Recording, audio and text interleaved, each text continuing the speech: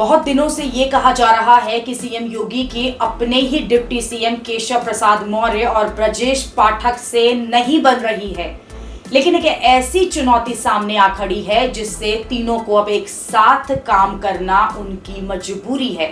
और ये चुनौती है यूपी में होने वाला उपचुनाव। यूपी में उपचुनाव के लिए बीजेपी ने बड़ी प्लानिंग करी है और इन 4 अहम सदस्यों को 2-2 सीटों की जिम्मेदारी दे दी गई है।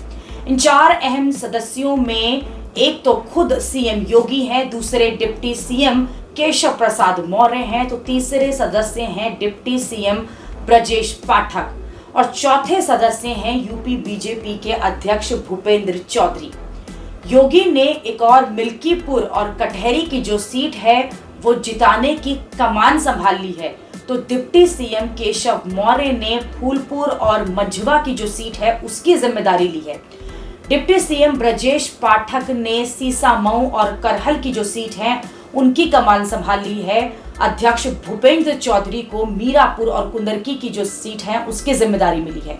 यूपी में 10 सीटों पर उपचुनाव है और ये उपचुनाव सीएम योगी के लिए प्रतिष्ठा का प्रश्न है, इसलिए योगी ने मीटिंग करके सबको उनकी जिम्मेदारी दे दी है और खुद अयोध्या की मिल्कीपुर सीट जो है वो जिताने की कमान उन्होंने संभाल ली है। मिल्कीपुर सीट से सपा के अवधेश प्रसाद विधायक थे जो अब अयोध्या से सांसद बन गए हैं, इसलिए अब जो मिल्कीपुर सीट है वहां उपचुनाव हो रहा है और बीजेपी के लिए ये सीट जीतना बेहद जरूरी है।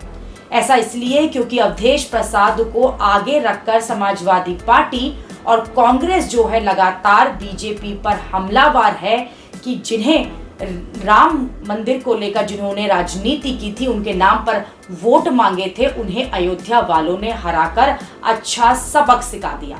इसलिए अब अयोध्या की जो सीट है खुद योगी के लिए साख का सवाल बन चुकी है, इसलिए सीएम योगी मीटिंग के अगले दिन अयोध्या पहुंच गए। लेकिन चैलेंज बड़ा है क्योंकि मिल्कीपुर विधानसभा सपा का गढ़ रहा है और पिछले 8 चुनावों में 6 चुनाव जो हैं यहाँ सपा ने जीते। सिर्फ 2017 का चुनाव बीजेपी ने जीता था। 2022 में अवधेश प्रसाद मिल्कीपुर में जीते थे। मिल्कीपुर में सपा भी अपना पूरा जोर लगाएगी और वहां से सांसद अवधेश प्रसाद के बेटे को टिकट मिल सकता है। लेकिन योगी किसी भी हालात में अब अयोध्या में एक और हार नहीं देखना चाहते, इसलिए खुद अयोध्या की कमान उन्होंने संभाल ली है।